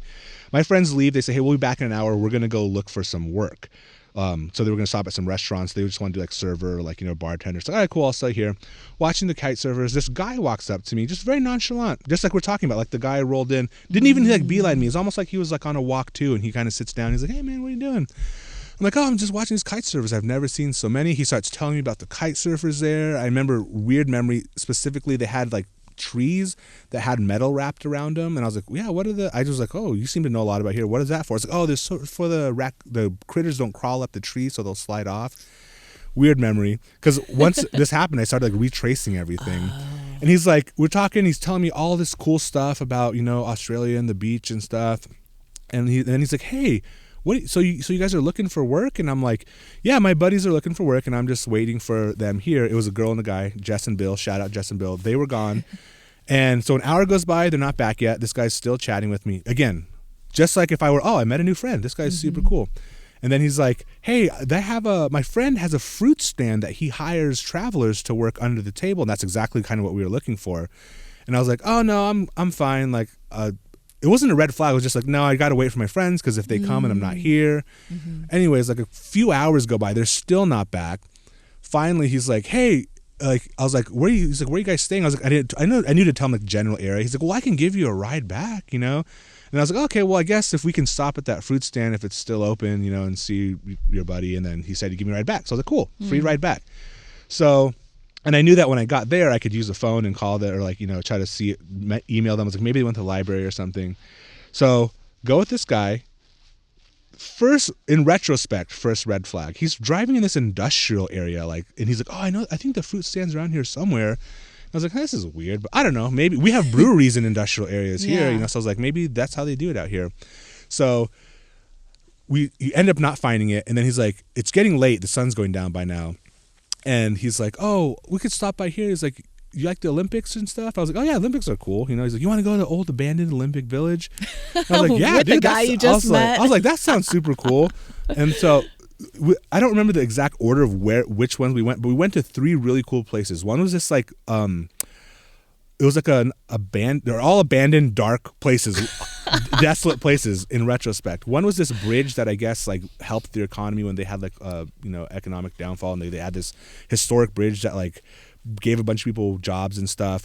One was this giant like Buddha. I don't even know I couldn't even tell you where this was, but I have pictures on my Facebook of all these places at night. It's so crazy watching these photos. And then we went to this like bird estuary. So those are the 3 places we went to. And on the way to the first place, he's like, we were talking about beer because I obviously love beer. And when we were traveling in Australia, everybody had a micro brew, home brew in there. All the places we couch surfed, everybody had their own brew. And so I was used to people saying, hey, I brew my own beer, try this batch, or like I'm newer. So it's cool to try everybody's home brews. And so he's like, oh, I have some home brew. We're in a car, mind you. And I was like, he's like, you want to try it? I was like, nah, I got to get back to, where we're going. He was like, oh, I have it in the trunk. And I was like, fucking weird, but okay. I'm like, down, let's do it. So you're like, he comes back with trunk this, beer. Yeah, trunk beer. That sounds great. I think it was like a little mini cake because it was like frothy. It looked like it was from the tap or something. So he comes back with these 2 plastic cups, and like he has one and I have one, and like, it's great. He's taking me all these cool spots. We went to this giant Buddha. He's like it's almost like having a tour guide. Wow. Taking me all these places, and the last place for sure that I know that we went to was this bird estuary place where there was like you got out of the car. We went to like we're on this bridge, and I was like taking photos of this like I don't know, just like whatever animals were there. I was drunk at the time. I was like, I want to remember this later. This is the middle of the night, and you can like go into this. This was probably like 11:30, maybe 12 o'clock at night by this time. But like I said, when you're traveling, you're like, oh, this is an experience of a lifetime. This cool guy, like this is everything's great, and I'll get back home, no problem. Like you're kind of like searching for these experiences where like most of the time your mind would say, no, I'm not going to do that, or I don't have time for that. You're like, well, let me just go with the flow. So we're at this bird estuary. I probably had like 3 of those big cups of whatever beer you had for them. I'm obliterated, having a great time. Somehow we start talking about we're talking about dancing somehow, because my dad has always danced like ballroom and like salsa and stuff. And so he comes up to me like from behind me. He's like, hey, you want to dance? And I just feel his rock hard member on like the back of my leg. And I was like, what? And I was like, whoa, man. I was like, I'm not that way. He's like, oh no, I just have a little dance. I was like, oh, no. So that was like, boom, red flag. Immediately. Yeah. And then I was like all obliterated. I was like taking pictures. I had my old like little Nikon Pixel.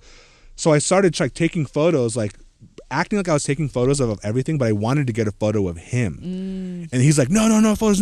And he like turns down and like starts walking the other direction. And I was like, this is sketch. I have no clue where I am. Like I knew I was at this bird estuary, but I have no clue where I was. I couldn't walk home.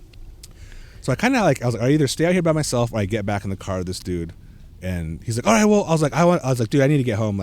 Then I was like, my friends are waiting probably, which they were, but I was like, I need to get home. So we get back in his car, and immediately everywhere I traveled, like that's why I kind of always carry a blade on me. So I pulled out this pocket knife I had. To show it to him? Dude, I wanted him to see, like, yo, if you try, like I was not like aggressively like but I was like just flipping it, like playing with people fidget with knives. So I was fidgeting with it, and it was a decent sized one. I think it was under the legal limit for being out there, because I think that everything's different in different states. So I was like flipping it, and I was like, the scariest part in retrospect was like I was like I'm gonna unalive this guy, like right, like if something happens or if another car pulls up and like somebody gets out, like I'm just gonna like, and then I'm gonna run. Yep. So I was like, dude, you need to take me home. And the whole time he's like, oh no, man. He's like, it's cool, man. You want to go to get another beer, another bar or something? I'm like, no, I need to go home.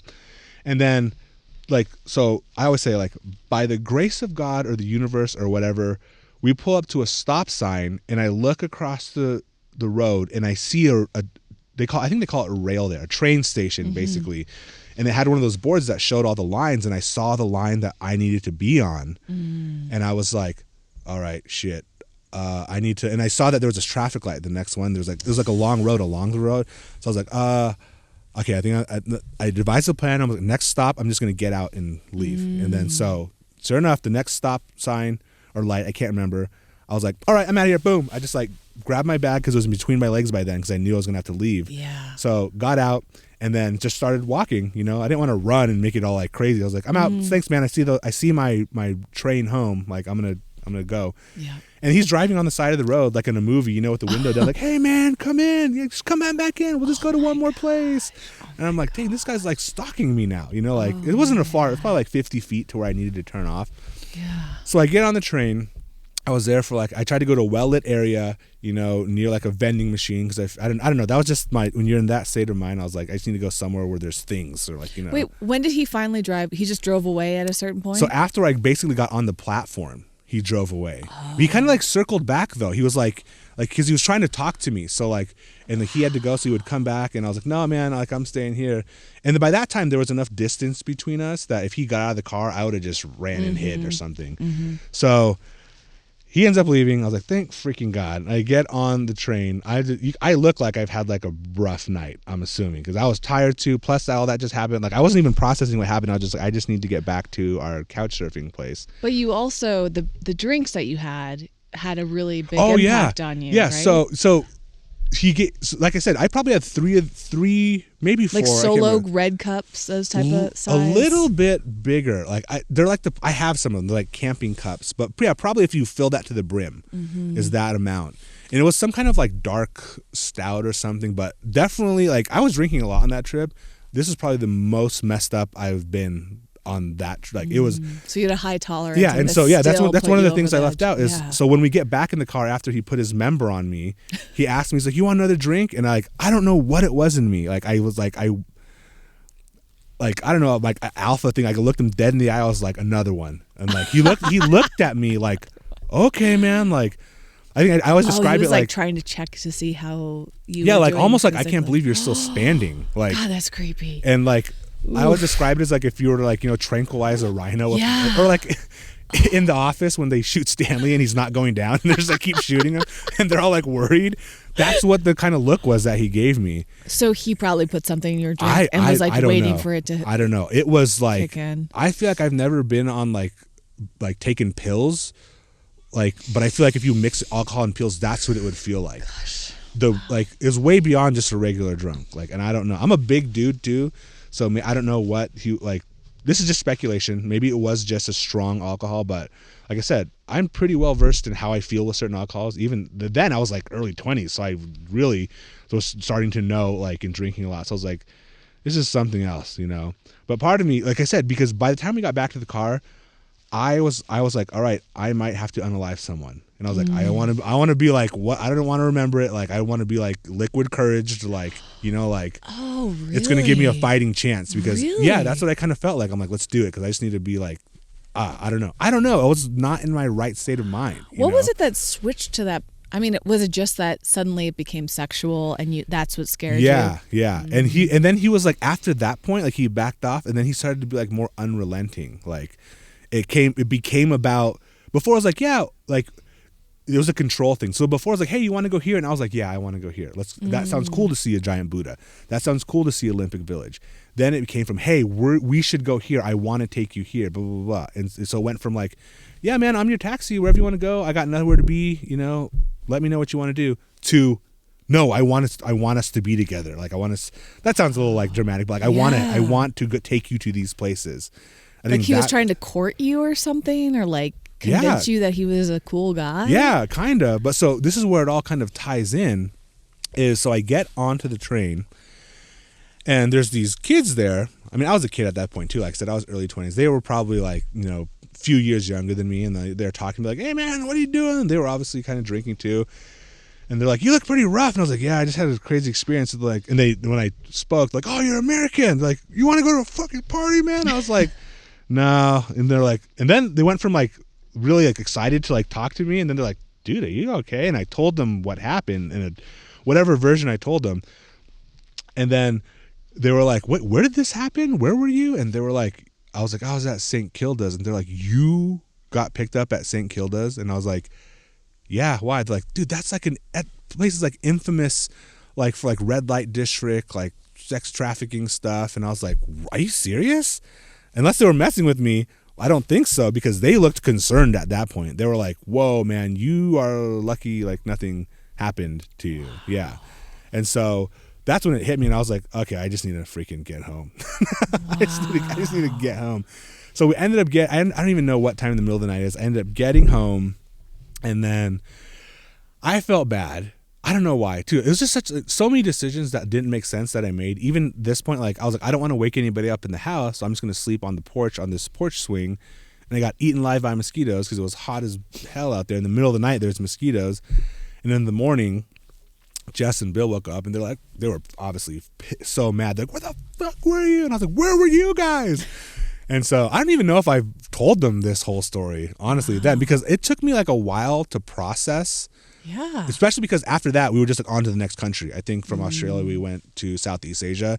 So like, it wasn't until like, until like years later, actually, I thought about this whole story. I was like, that was really sketchy, you know? So. It's so unfortunate too, because like, you know, you're in a new area trying to explore it, trying to trust other people, like all those things that you were sharing. And it's like, it's so sad that these things happen. And I think it's also a great example of how you never know, like logically when you're telling the story, you might think like, oh, I would never do that. But you never know how you're going to respond until you're in that situation.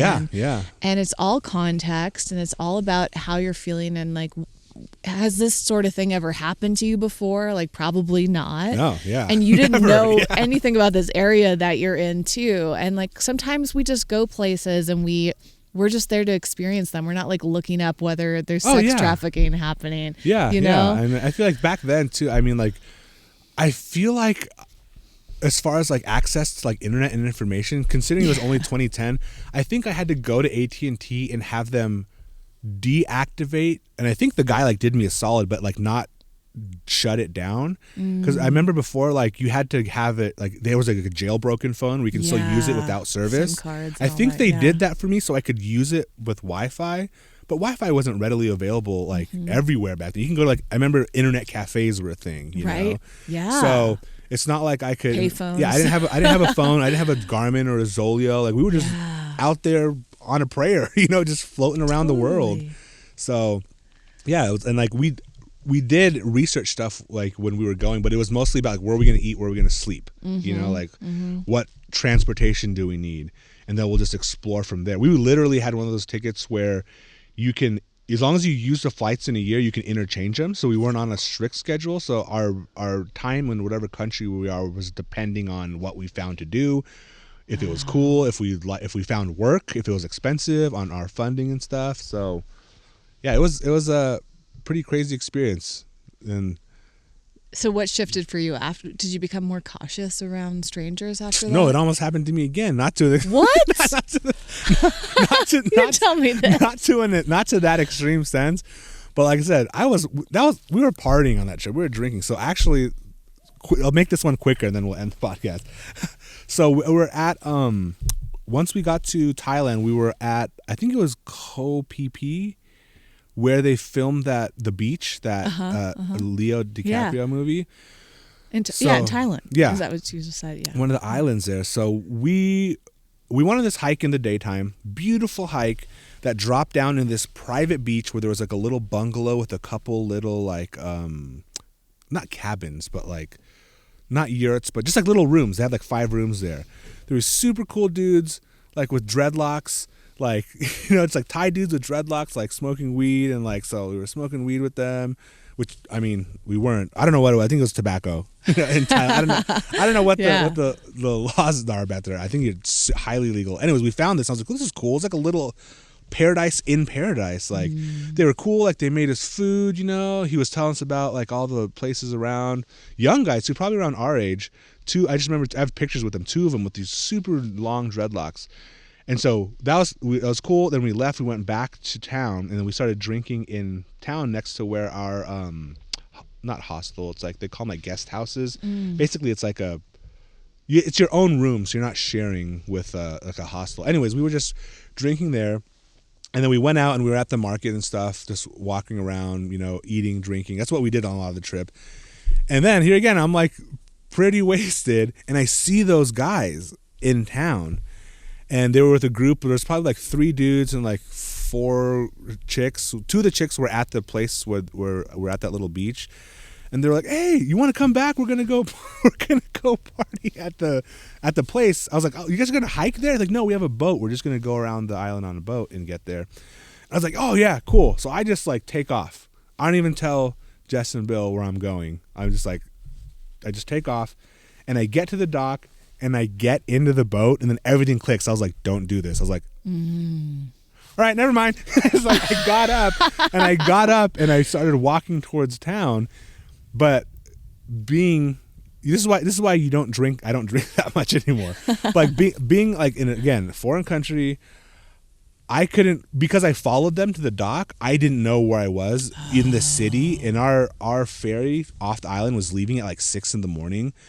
So I was like, I have no clue where I am. And you know how like when you're drunk, really drunk, and like you can be in a familiar place, but everything just seems like a movie, like all like chaotic. It felt like that. Yeah. And I started panicking. I was like, how am I going to find where I'm supposed to be? Everything kind of looks the same, like all the buildings. I was like, how am I going to recognize where I need to go? I literally was like sitting on the floor like, oh my God. I was like, get it together. I was like almost in tears. And then again, on a prayer, by the grace of God, I hear, "Rolland, what the fuck are you doing?" And Jess and Bill were just walking on the street. They're like, "Not again, Rolland." Yeah. They were like, "What the fuck?" I was like, "Oh my God, I'm so sorry." I was like, I didn't go. Like, what do you mean you didn't go? We couldn't find you for like an hour. And I was like, oh my God. So young and dumb for sure, but that's the second time where I almost got just lost. Like, could have been in a bad situation. Because even though these guys were cool, I didn't know them. Yeah. You know, like we just had a couple drinks and down at their beach, and they were super cool. But really, who knows? You know, everybody seems cool like that. When we were traveling too, a lot of Americans and Europeans. One guy, he said he was robbed by 2 other Americans that were working with people there. Like, same thing too. He met him 2 nights in a row. On the 3rd night, they're like, "Oh yeah, come up to our hotel and drink." And he gets up there, and to his hotel.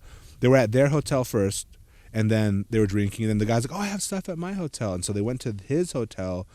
Then they get to his hotel room, and they said like 2 guys with like knives just came in like right into the room, took all his shit, and left. And by the time we saw him, he was in the lobby crying because they took his passport, they took all his money, they took his credit cards, and he's like, "Yeah, there were 2 other American dudes." I'm like, and then the person that worked it, they're like, "Yeah, that happens a lot," like. And he's like, "Yeah, I was partying with them for like a few days." So it's like by that time, like, oh, they're cool, like they're fine. Yeah. So I was like. But I think the moral of this story too is like dangerous things can happen even when you're not camping. Yeah, exactly. Like, a lot of people are afraid of camping and outdoor stuff, but like, first of all, a lot of people say the most dangerous animal is a human being. Of course, yeah. I mean, of course, bears. We were talking about bison, and like, there's some big moose can be really dangerous. Like, but human beings can be really dangerous too, and but that can happen anywhere. Yeah, you don't, you could just be traveling, and I'm a big believer in there's risks everywhere. Yeah, and you got to be mindful and check in with your intuition, but. Yeah. We also know that life is risky. Yeah. And so trying to limit those risks, again, bringing this back to camping, it's like I feel like being comfortable is the first and foremost, because once you start to go into panic mode, that's when things can get dangerous really quick, whether it's a person or whether you get lost out there. Everybody says you have to stay calm. Yes. Staying calm means putting certain procedures in place that if stuff goes wrong, you have a plan to turn to, so your brain's not just firing wherever, And so that's why I always tell people, if you want to get used to camping outdoors, start in your backyard if you're that new of a camper. If not, the next step from that is go to a developed campground where there's like a camp host. Yes. And families, and flush bathroom, hot shower. KOAs are great for that. KOAs are great for that, so you don't feel so out there. Or go glamping. Or go glamping, yeah. There's a lot of glamping units now, just to get the feel for sleeping outside, like the visceral experience of like being outside and exposed. And then slowly make your way towards first come, first serve, then maybe a little bit dispersed, so. And then in every one of those processes, you'll find things that make you feel more comfortable, you know. And also, like, obviously, like, having plans, just like hikers, tell people where you're going, where you should be back. Write down phone numbers on paper and put it on your person, in your wallet, in your car, your bag. Because, like, the other camping trip I went on, my phone broke. And, like, if you drop it or it goes in water, you lose it, and then you can't call anybody, even if you can walk to your neighbor and borrow their phone, or go into town and borrow their phone. You need to have those numbers, you know, memorized, or I think better, written down. But you'll slowly start to develop, you know, that's a whole nother podcast too, certain things you can put in place to get you comfortable with camping, whatever your camping goals are. Because like you said, anything can happen, but if you start small, start where you're comfortable, start where there are resources and amenities, it makes that transition, if your goal is to solo camp or disperse camp solo, way easier. Yeah. You know? And surround yourself with other people. Like going to classes is so great. If you don't know anyone who camps, that's a great opportunity to just hear other people's tips and learn from each other. Following accounts on social media, using YouTube, podcasts. Like, we have so many resources. Yeah. And I still feel like a complete newbie, you know, and I've been doing this for a few years, and I get more confident every trip I take. But wow, I just feel like I'm beginning my journey. Oh yeah, I still feel like I'm still beginning. There's so much. Like I said, most people are so surprised that I just camp in SoCal. You know, so like I know I haven't even started my journey. Going, I just need the time off. Work, you know, because I do full time in-person job too, so it's hard to get those like longer extended trips. Because I camp so often too, and I take like days off, like I always, you know, every month I'll take a few days off. I just need to save those days and do a bigger trip. But you can do so much in just a few days. I know, yeah. When you invited me down to this trip, you were like, "Are you sure?" Because I could only do one night. And I was like, "No, it's totally worth it." Yeah. You know, it's a few-hour drive, but you get there in the afternoon and you just soak it in. And that's even if it's 24 hours, like, you can have a great camping experience in 24 hours. And I think that too, part of that is too, like all of the TikTok community in-person camps, like new friends too. It's cool to have people that are willing, able, and think that that's chill. You know, most people that don't camp like as often or like aren't prepared like we are, they're like, no, I need like a month in advance to prep. I need like a full itinerary. You know, like I need like to take at least 4 or 5 days out there.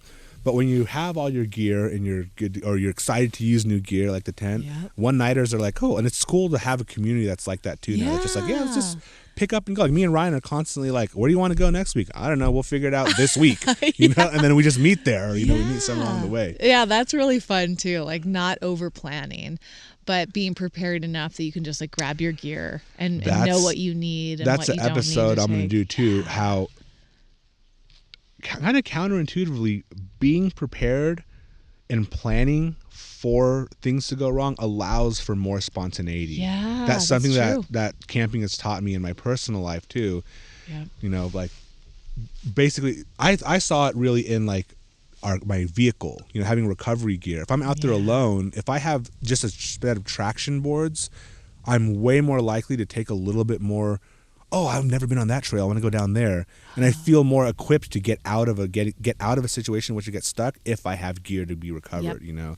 So planning and preparedness allows for spontaneity. They're like two conflicting philosophies that really find a beautiful space in camping preparedness outdoors. So I want to find a book on that, or I'm going to freaking write it. Yeah, I hope so. I hope so. And who knew where this conversation would go? We started off talking about poop. Poop to coffee. And then somehow, tents and camping, the weird guy coming into my campsite, to my crazy Australian experience of almost getting picked up out there. Yeah. But yeah, I think that's a good place to end it. Yeah, this is so cool. I'm so excited for you to have a show. And me too. It's been so fun. It's funny because you were saying to me, like, I don't know if I can keep going with this. And I'm like, you have so much content just on your own. You don't have to have guests. You could just like share these short or long how-tos. And I mean, there's so much content to share. I know. I really knew. Maybe I should just put out 2 a month, because I'm at 1 a month right now. And I already have a bank of like, you know, I might just do 2 a month. And then honestly, like if I ever got the opportunity to do this full time, I would do 1 a week, you know, like I said, I can talk forever. So yeah. Yep. Just every camping trip. Literally. That'd be so cool. Yeah. And I camp almost every week too. There you go. So yeah, Whitney, well, I'm so glad that you came And so also, too, we didn't mention, we were supposed to go to Death Valley for this trip. Yep. And so we still have to make that happen. We're still going to make that happen. But there's so many road closures out there. That I think the main road through the park is closed. But I saw some of those photos on that thing you sent me. They're like washed out. Yes, they are. Not just like, oh, it's cracked and like there's like holes where that one ranger's standing in a hole that's like taller than he is. I know. And so, but we definitely make it happen because that is the last in the lower 48 national park that you need to hit. That's amazing. Park. I know. And then, I mean, for me, like the big shift is going to be going to Hawaii. That was a part of the reason I got my tent, is because I want to camp in Hawaii when I go to. Yeah. There's 2 national parks in Hawaii. Yeah. So I was like, I could go stay in hotels, but I think it'd be how cool would it be to camp in Hawaii? Yeah. And then Alaska is going to be a big trip for me sometime, hopefully in the next year or two. So, it's building up to all of this and getting the gear for those trips and awesome, becoming more experienced so I can check off all the national parks. Yeah. Part of the joy of gear is also before you even get the gear with gearheads like us, when you're researching it. Oh yeah. So it's like you live the trip twice in a way, because like you're visualizing it, you're experiencing it, walking through your gear, and then you go on the trip. So. Well, I can't wait to try out the cold brew AeroPress before we end this camping trip. So that's going to be maybe that'll be on your TikTok. Yeah. Have you done that on the TikTok yet? Okay. Yeah. Long time ago though. All right. Well, maybe I'll do it again. But I get to experience firsthand, and for the listeners and the viewers, they're just going to have to go to your TikTok. Yeah, I'll probably do it again. Yeah. But I'll have you on again for sure. Probably on the next camp trip. On Death Valley. I guess I might do it, yeah. All right, I'm going to hold you to it. All right. I've done almost 500 episodes of my podcast. Yeah, do you want to plug your podcast too? It's linked in my bio as well. Yes. So you can check out Rolland's episode of This Might Get Uncomfortable. And the show is mostly about mental health and kind of stretching yourself beyond your comfort zone, which camping requires you to do. Totally. Talk a lot about inclusion, diversity, equity, accessibility, social justice. Like, I'm really passionate about those things, and just understanding different people, which we talked about today. Like understanding different cultures, different types of people from all different walks of life, and just, what do they do? How do they live? And how can we be more aware of other types of people and ourselves at the same time? Totally. So, yeah. So check that out. And until next camping trip or next time, we'll probably hang out at camp for a little bit. What's your next episode going to be? Do you know yet? So the next one coming out is, we're doing a little travel series. So with Kings Lane Collective, we shot up in Julian. So I had them on the podcast the week before we went out. So I also need to do a post filming trip with them. Because that was like, they had like a nice camera, like Tyler was like the director. We interviewed some people. Like I used the apple cider. I made cider like old school with a thing. And then we took all the mash from the apples and like went and fed the goats on the farm. And drank cider, went to a local cidery in Julian, and Mom's Pies. And it's like literally like my Anthony Bourdain travel show dreams. Cool. But I also realized like it's a whole different mindset. Like the creative space of being a creator on TikTok versus creator as a podcast versus a creator of basically like a TV show kind of. They're different creative spaces that I'm not used to being in, but I love the process of figuring out creative endeavors and styles. Yeah. So I've been watching a lot of Anthony Bourdain lately. And my biggest thing is like when I learn something new, whether it's music, I always mimic my favorites before I develop my own voice and style. So I'm excited to see that process. I've done that process with multiple avenues of creativity throughout my life. And that's one of my favorite things in life is like learning a process, learning the feel and cadence of something, and then tweaking it to be your own. So that's going to be the next podcast. I might release this one too the same day, or maybe a week apart. Cool. Yeah, and then do them for the new year. Yeah. So awesome. We'll see. All right. Thank you everyone for tuning in. If you made it this far, we've been going for almost 2 hours. Sweet. Stop. Yeah. No, it has not. Well, remember when I was on your podcast? We literally talked for 2 hours before we even recorded the first time. It has not been. I thought it's been an hour. No, it's been 2. Stop. And we have like our quote live audience of Ryan and Shelby. And I was like, they can wait. They're all bored. 2 hours. Yeah.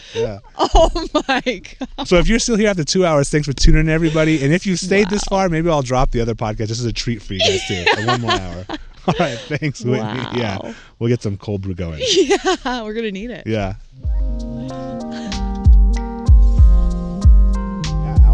3. Stop. You think the camera's still going?